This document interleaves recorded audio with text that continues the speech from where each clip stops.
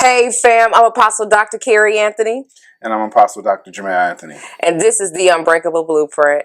Fam, the last 2 episodes that you have seen, we dealt with manhood. And we told y'all in that episode, we'd bring y'all one more episode about manhood. So we talked about men being men of commitment, men being about stability. The word husband, I believe we talked about that, means to be a housebound. He binds his house together. And so, fam, I hope that you all had taken notes, especially all my single ladies, all my single ladies, all my single ladies, all my single ladies. Get your notes out so that you know exactly what kind of man you should involve yourself with. It's dangerous not to have a description from the Word of God on manhood. When you don't have a description, you're likable to marry anything. I've said in the first part of this series, they tell us in church all the time, if you just a good God-fearing woman, and you put your tights on, and you submit, God's going to send you a good husband. Y'all saw my eyes shift, right? Many a woman have fell for that lie and wound up in divorce court or had a lousy husband. And that could be avoided if we start paying attention to traits, paying attention to their lust quotient, paying attention. Look, bro, do you have addictions going on? Bro, what does your family life look like? Look, when I was a teenager, my parents were prepping me to date and stuff like that, right?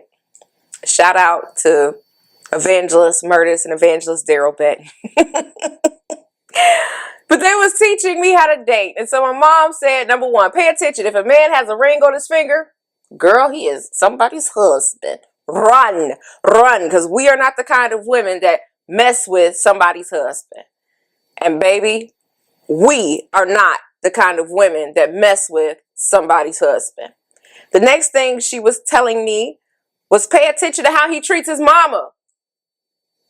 Because if he does not treat his mother well, 9 times out of 10, girl, he is not going to treat you well. So, sis, if your mom didn't put you up on game, I'm going to tell you now, Apostle C is saying this right directly to you. Lean in. If he's not treating his mother well, he will not treat you well. If he's, Mom, shut up, and all that foolishness, and y'all know what I'm talking about, run, no, run away quickly, because how he treats his first nurturing relationship is going to be how he treats all nurturing relationships. And so you have to be aware of men that abuse or mistreat their mothers. Next, fam, I'm going to throw this out there just for good measure. If on the first date you recognize that his traits are off, run. Don't waste your life and time playing with someone that their traits are off. They don't continue to keep a stable job. They don't speak well. They don't tell you what level of education he has completed. If he has children and he's not taking care of his children, girl, run. Don't pass go. Don't collect $200. Don't set up in your mind, oh, I just love him. First date. Take the time to get to know him. I heard a preacher say many years ago, Prophet Medina Pullins, there you go. She said this. Y'all ready? Love is blind, but your neighbors ain't. Okay. So oftentimes we find ourselves falling in love with someone, hence falling. That's a failure. Anytime there's a word where there's falling, there's a denotation of failure. I'm going to whip this thought to you. You don't fall in love. You wake up to love. I'm going to say that again. You don't fall in love. You wake up to love. We find inside of the scriptures, number 1, in the book of Songs of Solomon, everywhere she said, sisters, don't awaken love before it's time. We see in the book of Genesis, the first marriage ever created by God, Adam and Eve, he woke up to her. Mm. God presented her and he woke up to her. So I want us to change our language in the body of Christ, because our language is creating divorce. Okay. Wow. So you wake up to love. We're not failing. But it takes a little bit of time to wake up to love. It takes time to get to know someone. Now, I'm not knocking folks that has gotten married, 6 months or whatever, right? Because some of those marriages are still together. Even the marriages that when the parents put them together in some cultures and put the kids together, and arranged marriages, and they're a lot of those marriages actually stay together more than chemistry-based marriages. I mean, according to the statistics, because they learn each other through time, and they wake up to love, and they wake up to commitment. Okay, but sis, back to the thought. You are not going to fail by falling in love. We can all see that he doesn't treat you right.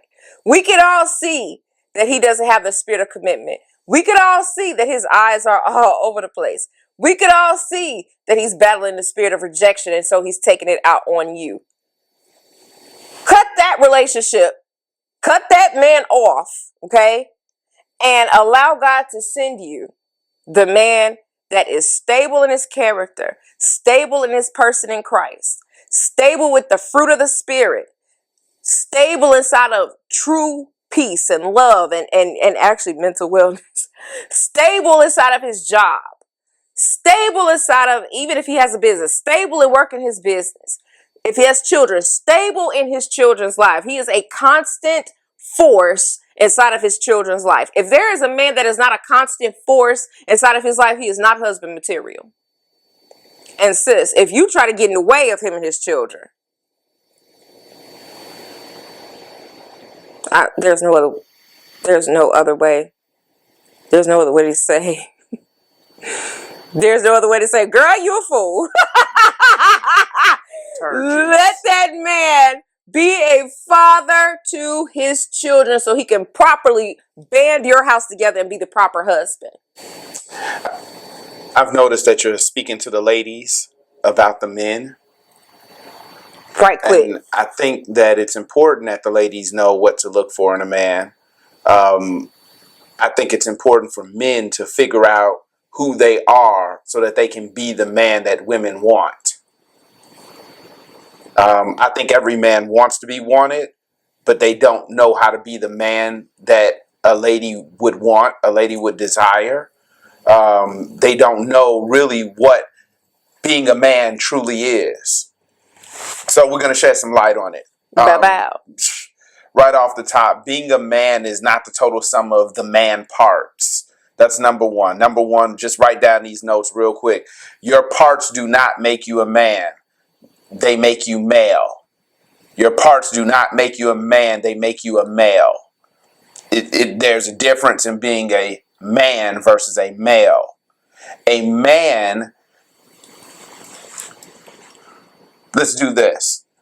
A man is defined by his mind, not his parts. If a man doesn't have the mind of a man, he'll always be a boy. If the man doesn't have the mind of a husband, he'll always be a community person. He'll always be that person that's outside looking for what he should be looking for inside. And that brings us to the next thought. After what's happening in your mind, your heart is what makes a man a man. Now, I would say this. Where there's no character, there's probably no God. Where there's no God, there's probably no manhood. Let's go there. I believe that God made manhood. God made male and female, but if we develop, then we become men. And as a man, it's your job to develop. If you don't develop and you stay in a smaller or infantile state, then you'll never be able to have the fruits of development. Of course, all men try to share the responsibility, but that's not what men do. Real men always embrace the responsibility of growth. That's what we do. we embrace the responsibility of doing more, having more, expanding. There's not a man that doesn't want, or, well, if you're a man, you should want a family. But that's you expanding who you are to your wife, your sons, and your daughters. That's you expanding who you are to generation to generation to generation. I'm not a grandfather yet, but I could only imagine how my father feels when he sees his grandsons, his grandson, his granddaughters. I can only imagine how he feels. And I think that sense of I'm proud, that sense of, man, I did something, that sense of my legacy is continuing on, that sense of I did something that's going to outlast me, that sense of I did something that's godly, that's eternal, that sense of I created an extra bloodline, like my bloodline is continuing, my name is continuing, my practices, my humanity is continuing, my spirit is continuing. And I think that as men, our whole thought pattern should be the continuation of the world. It should be the continuation of the processes, the systems, and the procedures that make you a man. For example, how you cook, your son should be cooking similarly. He may not cook exactly the same, but he should cook similarly. How you get outside on the grill, your son and your daughter should be able to pick those type of things up. That's a part of manhood. That's a part of expanding. And so character is the beginning of godliness in a man. Most men will tell you that they do not have character until they have God. Most men will tell you that, because most men will tell you that there's not many women they'd kick out of their bed. Most men will tell you that there's not many temptations that'll come that they won't just take it up on and hope that God keeps them. Many men will tell you that, hey, if there's something that could be stolen, if there's something that could be taken, if there's something that could be used for their better good, many men will tell you they're going to do that. Many men are going to tell you that if there's something that can be lied about, they're going to lie about it. If there's something that could be manipulated or told a little bit differently to make more shine come on that man is going to do that. I mean, for example, a lot of men will talk to their wives and they'll say, man, we were outside and this guy started talking to me, so I decided to punch him in the face. I broke him down and he started crying on the ground, and my guys, they stumped him, right? And they'll tell these fantasy stories about how masculine and how strong and great they were in front of their wives. But the truth of the matter might truly be that man was just there and nothing happened. So Martin, I just was brought to an episode of Martin when this girl beat him in pool, beat him to his clothes. Took all his clothes. Took all his clothes. He comes home to Gina with his friends, and they concocted this marvelous story of multiple men beating him up and robbing him. And he's like, they went back to the motherland, man, and took some baby mama. And the girl that took his stuff said, your shoe was too small for my man. Yeah. He got found out. Generally, most times, anyway, women are usually looking like, listen to this guy. But guys, and don't look. Most guys are going to be found out. I think manhood is finally figuring out that you're found out. I think that's manhood. Manhood is figuring out honesty, figuring out integrity, figuring out character. Like many men don't know who they are because they haven't found the character of God yet. They haven't found what holiness is. They haven't found what sanctification is. What they found is football, basketball, hockey, soccer. They found sports. They found cute girls. They found money. But until you find God, What does it profit a man to gain the whole world and lose his soul? The truth of the matter is, if you don't have good character, you're going to lose that woman. If you don't have good character, you're going to lose the money. If you don't have good character, you're going to lose your job. If you don't, this is where God comes into play. This is the reason why you want to have God. You need to have God. As a man, you should say, I am a man of God, which means you are a man born from God. You should be a son of God, a son of Christ. That should be what you are. You won't find who you really are until you have enough pressure trying to turn you into something different. You really won't know who you really are as a man until the pressure tries to go against the character you're trying to create. The pressure says, well, go steal something. You can make enough money for your wife just stealing something. Just go take that bracelet you got your wife and pawn it real quick, you know? Don't tell her nothing. Don't tell her that you're going to pawn it. Just go do that because you a man. And you got to maintain your masculinity. Man, just go sell this. Just go sell this. It'll be fine. Whatever you need to get, you can go get it. But your integrity is saying, I don't need to sell anything. I just need to go to work. Your integrity is saying, let me just go find an honest job. Let me just go do something that's going to keep the food on the table, and then I'll find something else to do that'll help me upgrade. Mm-hmm. But pressure changes men. Either turns them into boys or turns them into men. Pressure changes males. Period.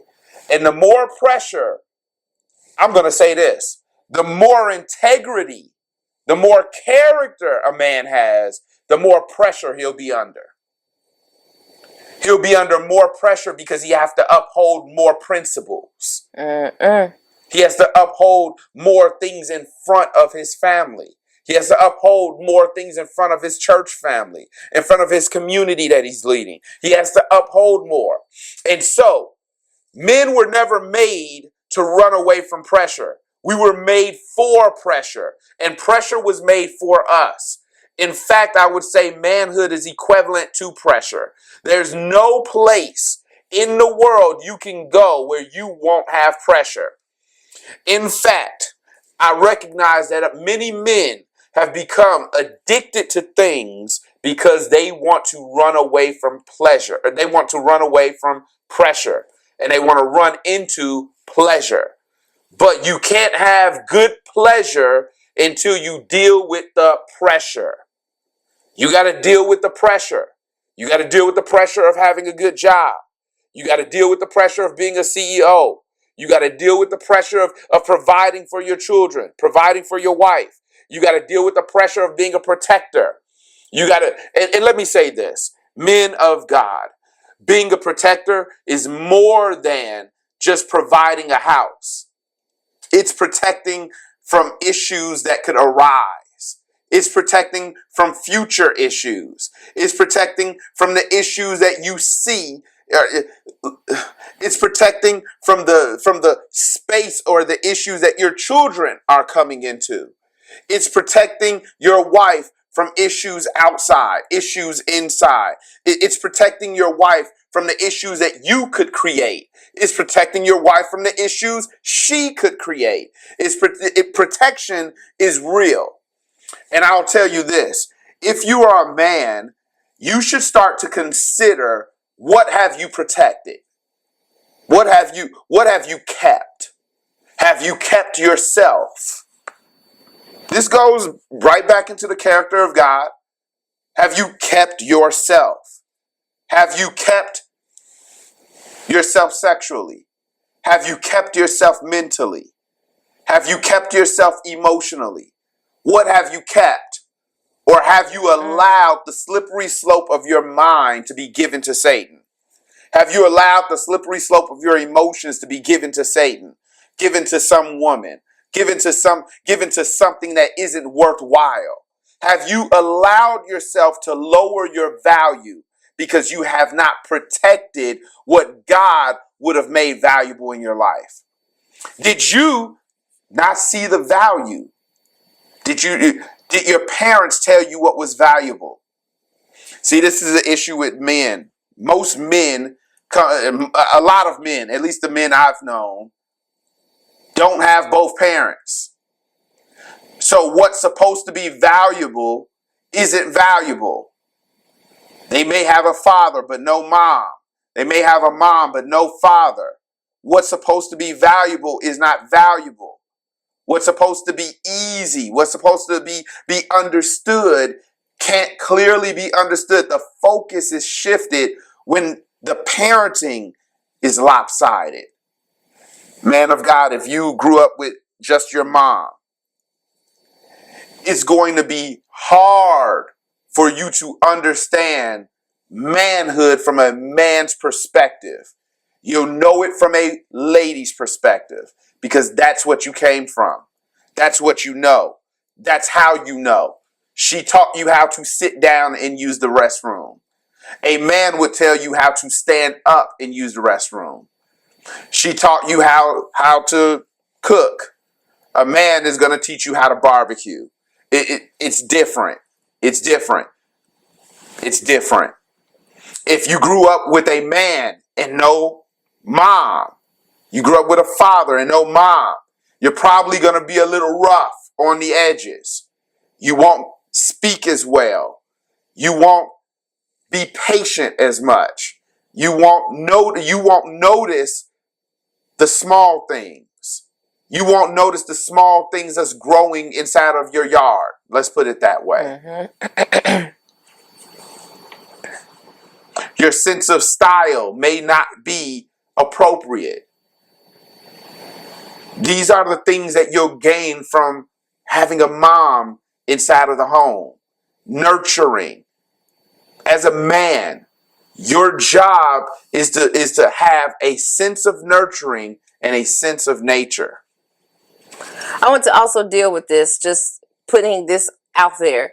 When we're dealing with men that only have a mom, this is where the sassy man comes from.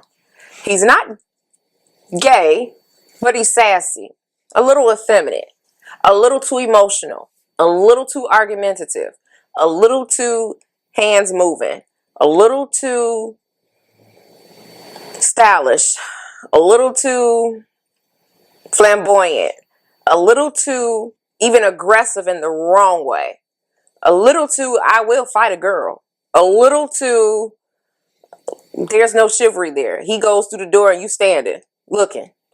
A little too, well, I just feel like, a little too, I'm going to text you long text messages when I'm upset. All of that's a sassy man. That's an effeminate man. And 9 times out of 10, the dad was not present either emotionally or physically in the house to train him in his manhood so he can substantiate his character and his masculinity as a man. Absolutely. And masculinity comes from the mind of God. Period. And when you have a father inside of the house, his job is to allow the mind of God to formulate in him first and then inside of his sons. And when the mind of God formulates inside of his sons, it looks masculine. It looks humane, but it looks masculine. It does not, it looks humane. And I want everyone to understand this because some of you all come from fathers that were not humane. Fathers that did things because they thought it was masculine, but it was just overboard. So we talked about the sassy version of, or the zesty version of manhood, but the overly masculine is not masculine at all. It is actually effeminate as well, in my opinion. It's sassy. The over masculine, where you have to overexert yourself. You have to yell at every single thing. You have to be emotionally heard all the time. It's sassy.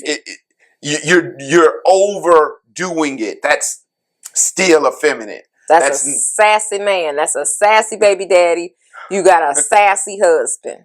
And it shouldn't be 2 sassy people in the house. Please do not marry him. And if you are sassy because your father was over aggressive, fix it.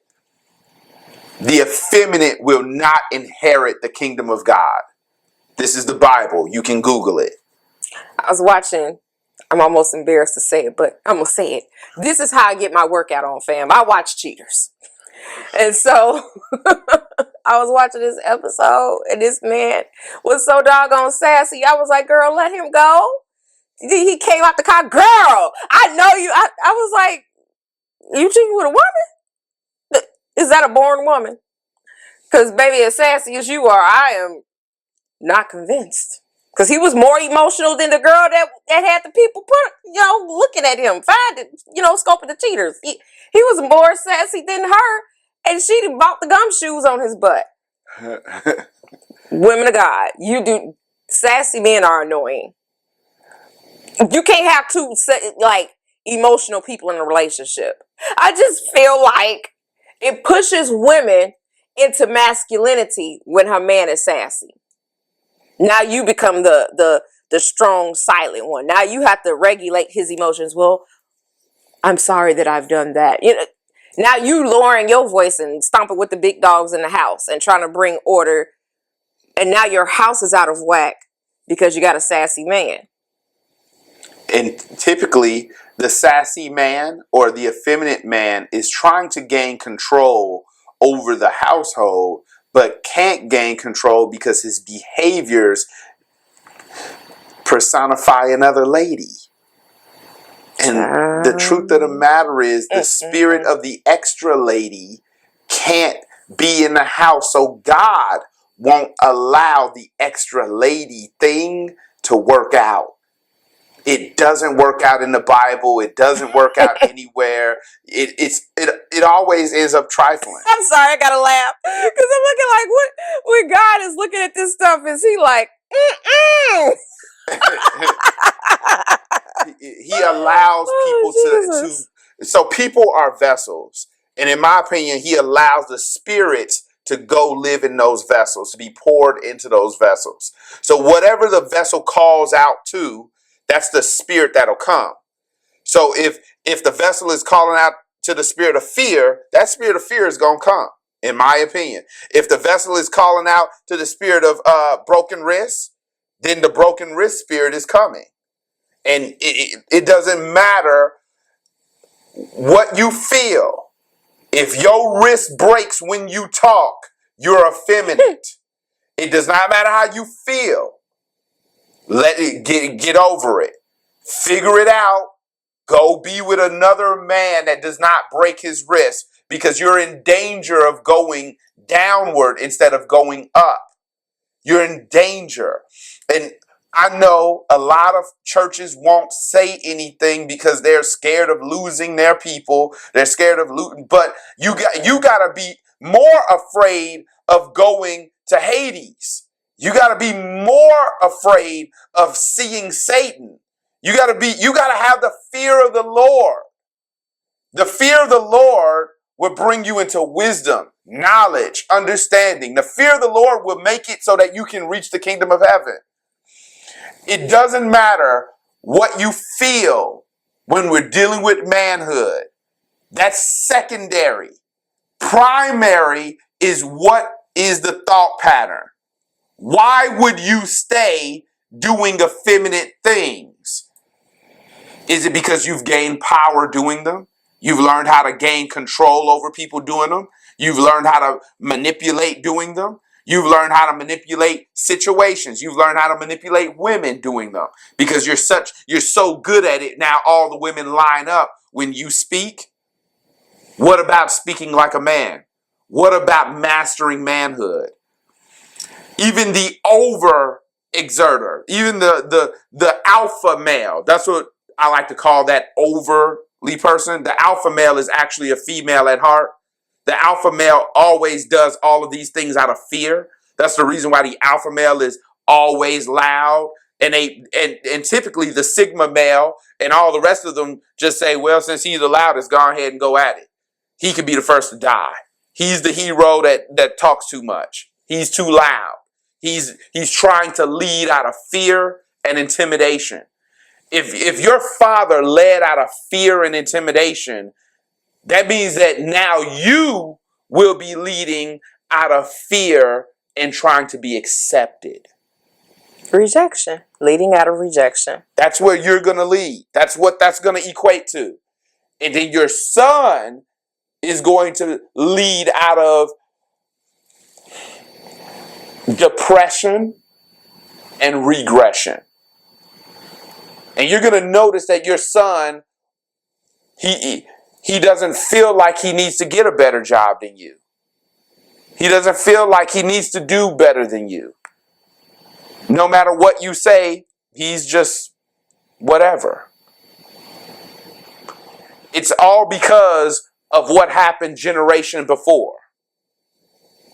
Men are very good at seeing what happened in history. We're very good at that. We're very good at seeing the system and procedure of what has happened.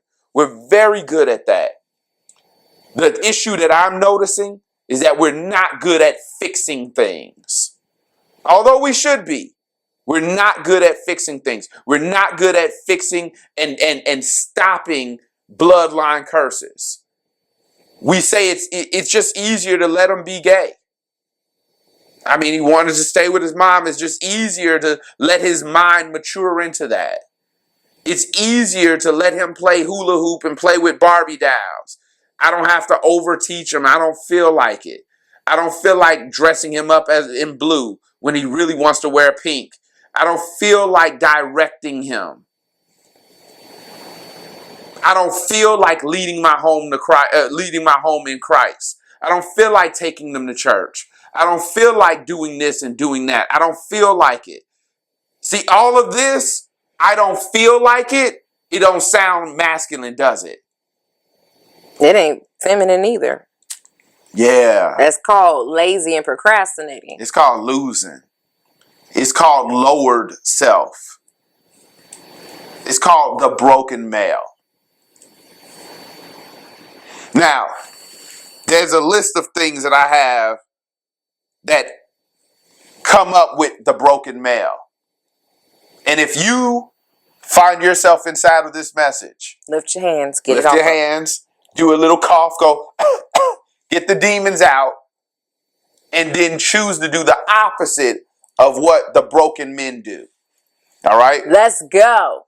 All right. So, the broken man thinks like a child because he still is a child. He's just grown, which means that you don't take responsibility for anything.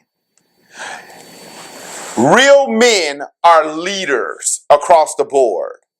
So they take responsibility for all things. Even if it's not specifically their fault, they take responsibility for it because it is their responsibility. If something happens to her, it's my fault.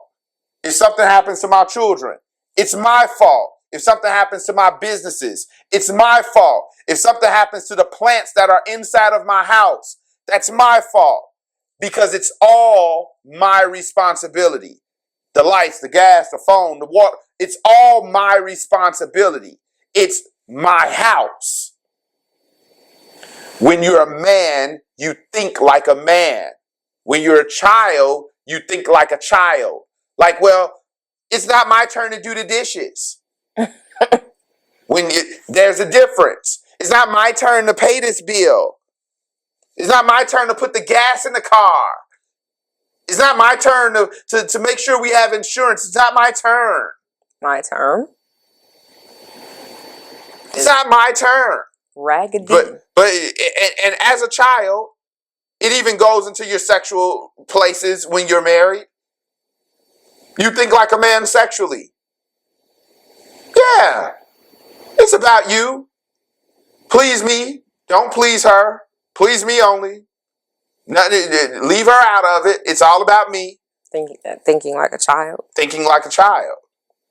Because children are about themselves. That's it. It's about making everything work for me.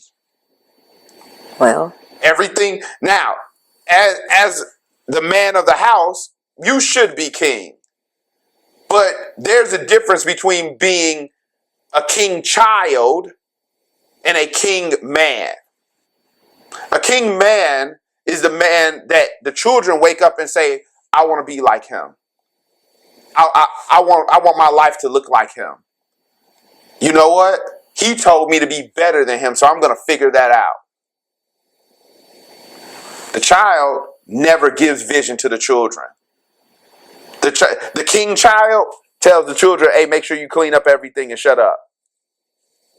That's what the king child is looking at. Where my sandwich at? Why ain't nobody cooking for me? The king child is always in effect, but never the cause. Okay, let's keep going. So, the broken man is insecure. Child, that's the heart. That's a newborn baby, okay? Because having an insecure man is just rotten. He doesn't want his wife to wear makeup because where you going? Who you going to see? Is Derek out there? And he's like, where's Sean? Who are Where's these Kyle? people? Kyle? I just want to wear makeup because I like how I look with some art going on, not because I want to demonstrate creativity, not because I'm trying to go outside to be outside. Come on, and women of God, if you are married, be devoted to your husband. Even if you're looking good, be devoted. Baby, I'm looking good for you. Not just for self, for you. For both of you. Women of God, do it for God too. You're doing it for God, you're doing it for your husband, and you're doing it for yourself. Father, Son, Holy Ghost. Trifecta. You can't lose. And you're doing it for your children too. You wake up and shower and do the things you're supposed to do so that they can wake up and shower and do the things they're supposed to do. You don't want your children looking like rugged dogs outside. Or stinking up the house. Stinking up the house. House smells like putrid backside. Come on. So, insecure. Insecure inside of his ways of making money. Insecure inside of keeping money. Insecure financially in all cases. Insecure mentally. He's all insecure mentally. Let me say it again. Insecure mentally. He's always thinking something bad. He's always negative Nancy. If he's a negative Nancy, you need to begin to pray. He's always rebellious.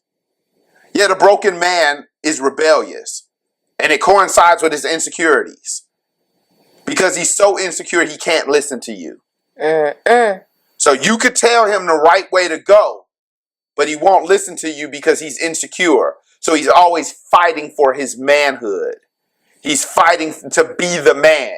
He's fighting to wear the pants. You always feel a power struggle in the home because he's fighting to have security because he in and of himself is an insecure man.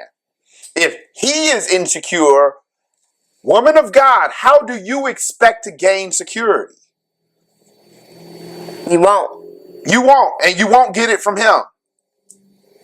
The short answer, you won't. If you thought that you needed security from a man, and he's an insecure man, you don't have a chance. Next one. He's constantly in doubt. This is a broken man.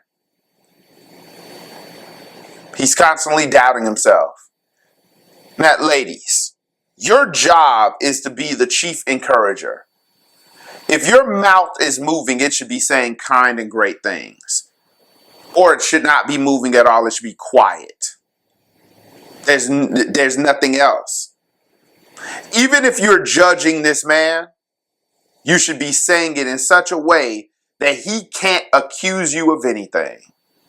He can't even feel bad about it because you done said it in such a way. All he can do is change. Yeah, I said it that way. Because you have the power to say it that way. You just haven't been taught yet. It's Stick with Apostle C. She'll teach you. Okay. He's always in doubt. If you're noticing that you have to encourage his doubts, but he keeps falling back into them, he's broken. You got to encourage, man, should you go out and go get a better job? You got to go encourage that over and over and over. You got to encourage him going after better things. You got to encourage him doing the right thing for your family over and over and over and over. At a level, certainly. But not forever until, come on. At a certain level, there should be a level of confidence that radiates from this man. If he's a man of God, if you be a man of God, you should choose confidence over doubt. You should be confident in the fact that you can go get a job anywhere. You can speak to anyone at any time. You can go do the things that you have to do in order for your manhood to continue to go down the generations. Here's the next thing. Broken men are always afraid. They're always afraid, so they never make moves. They are not movers and shakers. They do not try to do anything. They just stay safe. They stay right here. And look, there's been plenty of women of God that secretly wanted a bad guy because they were tired of the safety that came from the fear of the man of God. I want you to get that undercurrent.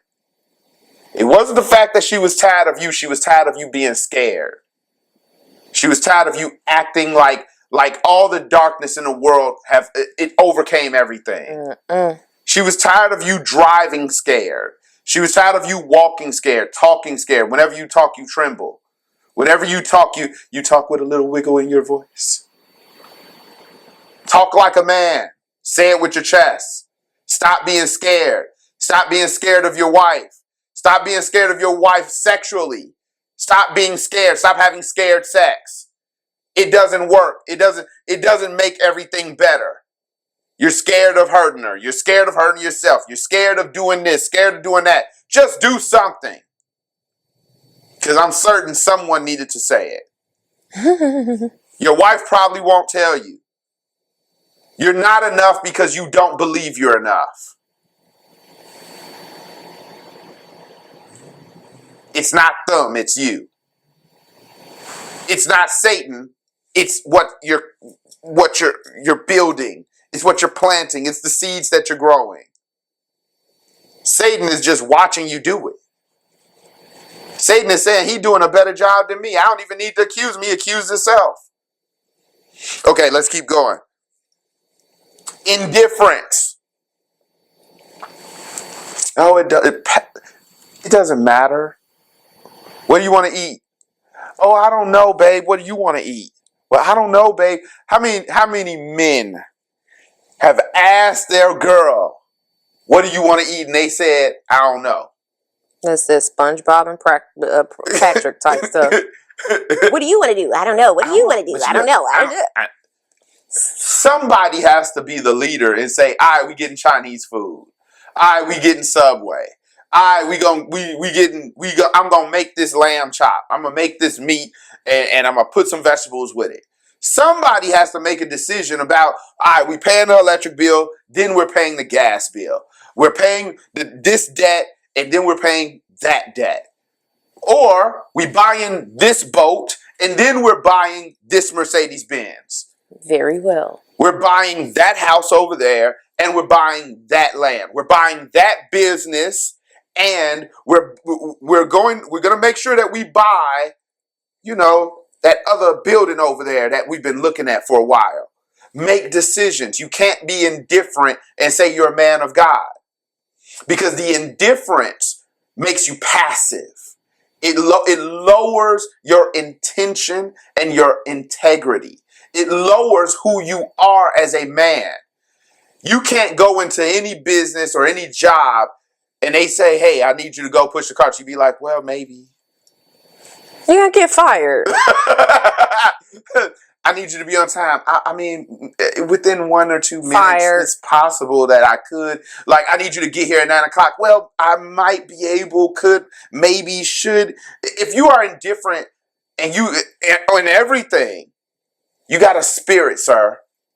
You got a spirit. And what that does, this indifference actually raises up Jezebels. I need you to understand. If you've been indifferent, then more than likely your girl has become the man in the house. Because she has to make all the decisions because you won't make a decision. Let's keep going. The broken man. The broken men never move in excellence. Broken men always do just enough. They never choose to do more than enough. They always choose just right at average or right underneath average. Or I got it done. It's done. It's finished. Not, it's overly done. It's overachieving. How many women want their man to do just enough sexually? Most women would love an excellent man. Do more than enough. Why, man of God? Because you would want your wife to do more than enough. I'm just saying. I know you agree with me. Do more than enough. You want your job to give you more than enough raise. Do more than enough. This goes even with God and integrity. You want God to show up? Do more than enough. Prayer, fasting, serving, loving God. He'll show up. Do more than enough. Now, I recognize that most men have never been taught how to be a man. You had to come into it. You had to fail. You had to go through things. If another man would have been there in your life, you possibly would have made different decisions. You could possibly be in a whole different place, spiritually, emotionally, financially. You could possibly be married. You could possibly have been married for years and years. You could have possibly found the right one. You could have possibly been the right one. Today is your day to make changes if you have not been the right one. If you've been the one that has just been, it's been hard, and you see your life as hard, and you've seen, it's time to make these changes. It's time to shift. It's time to change who you are on the inside. Because manhood is from the inside out. No one can make you a man. Women don't make you a man. Getting married will not make you a man. Getting a motorcycle, having a really great car, that doesn't make you a man. It flows from the inner virtue out. It flows from the Spirit of the Lord out. What does the Spirit of the Lord think about you? What does the Spirit of the Lord say about you? What does the Word of God say about you? That's where this is flowing from. That's where God is moving. Manhood is equivalent. It doesn't lower itself. And it doesn't make itself boastful. It doesn't make itself higher than. There's not a man that's a real man that needs to blow his own horn all the time. Real men never have to exert and overexert and do all of this. They can be a man and not have to do all of that. That's what real men do. Real men know what it takes to go get A's in class, and they go get A's. They shoot for excellence. They don't lower their game. They're competitive. Real men are competitive. We compete. That's what we do. We've always competed. That's what we've always done. It won't stop. Real men do not like third place. Real men don't celebrate fourth place, fifth place, sixth place. Real men are able to accept when they failed and when they've succeeded. Real men understand that failure is a part of the success in the future. Real men don't get so depressed about their failures that they eliminate all of their futures by doing random things. And I'm going to say this, emotional actions because you failed proves that you are not a man. If you fail and you have an emotional response that eliminates the prospect or the capabilities of you going forward, you are not a man. For example, if you're at a job and you fail to do something, your boss cusses you out, and then you choke your boss, you punch your boss, you even go forward and start cussing your boss out, and now your job is eliminated. You proved that you were not a man. Any failure that occurs in life and you do an emotional outburst that is not, that you can't even bring a realm of reasoning for, it means that your manhood has been taken. Period. Hence why I just had to laugh. An outburst that ended it all. You're willing to risk it all for some emotional... For an emotional child. And there are some men or some boys or some males that do this. I ain't willing. There are some males that are just playing out like shopaholics. There are some males that do feminine actions at all times. And they will not stop. But today, I'm coming to you today. We're talking about manhood. And I want you to consider that there's a realm of manhood that you need to explore. If you've been inside of a place where you hated your father, you needed to be seen by your father wasn't there, and now you're living off of the trauma of your father not being there. You're living off of the space of that. Today is your day to accept a new place, a new space in God. Mm-hmm. Today is your day to accept Jesus as your Lord and personal Savior, and then start looking at, all right, you can Google the scriptures. What does God say about manhood? What should a man do? How should a man be? Why is a man doing it this way? Because at some point, you need to be the man that breaks the curse. If your father had 3, 6, 18 wives, you need to be the man that breaks the curse and has one wife. Yep, I said it. If your father was slanging and doing things outside, if your father was a drinker, your father was a smoker, your father was emotionally abusive, you need to change that.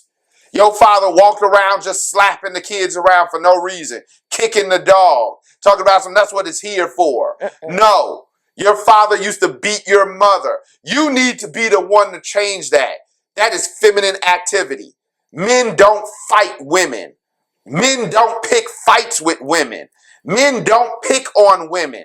That's retarded and ridiculous. That's sassy. It's sassy.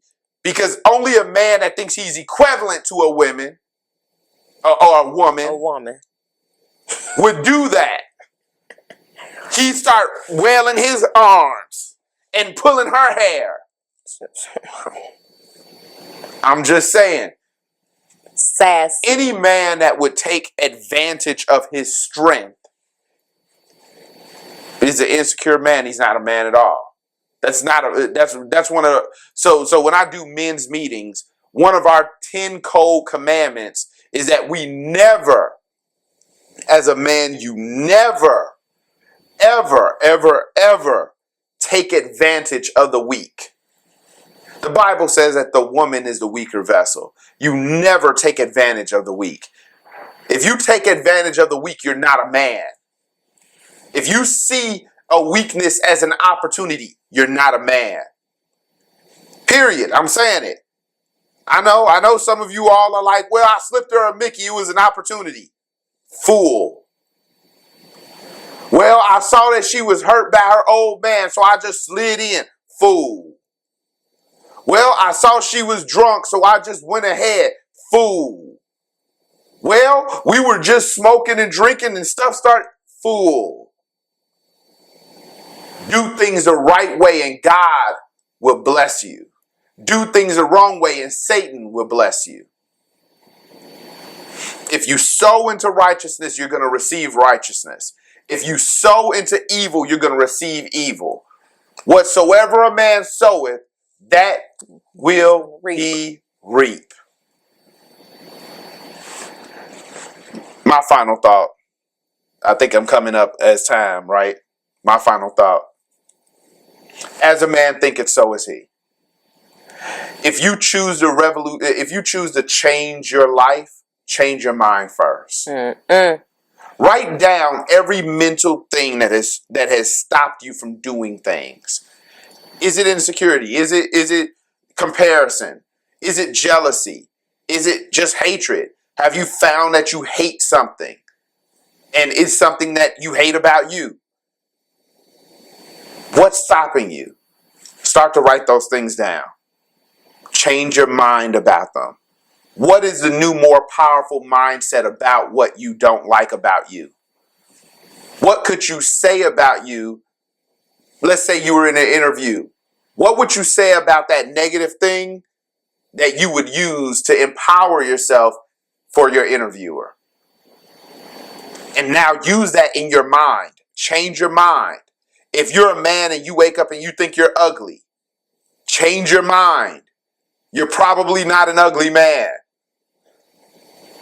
I hope you're not an ugly man. Ugly is in the eyes of the beholder. You see that? Everybody ugly to somebody. And somebody's cute to somebody. If you wake up in the morning and you feel like you're less than, like you're inadequate, what's so inadequate about you? Look, I know some men that have had physical things happen where they can't use their legs, they can't use their arm, or they lost a finger or two, or they lost an eye, or something's going on. Physically, again, a man is not the sum of his parts. A man starts from his mentality. You like, well, I can't be a man if I can't do this. Well, figure out a different way to do things. Shouts out to these men. The Clements, Winston Clements, Cole and Charisma Cole, and Squirmy and Grubbs. I don't know which one is Squirmy or Grubbs, but these men have figured out how to use their minds to create their whole lives. This is the most powerful thing. They are all wheelchair bound. They all have some level of disability. Cannot use their legs, but they are not allowing that to stop their reality. Cole and Charisma travel all over the world. So Scrummy and Grubbs. And Winston Clements took his wife and his daughter from the UK and moved here to the US. He said it was a big dream and he's going to do it. So he did it. And he's still traveling, doing TED Talks and all kind of stuff. And he raises his daughter. And he starts the day with prayer and devotion with him and his wife.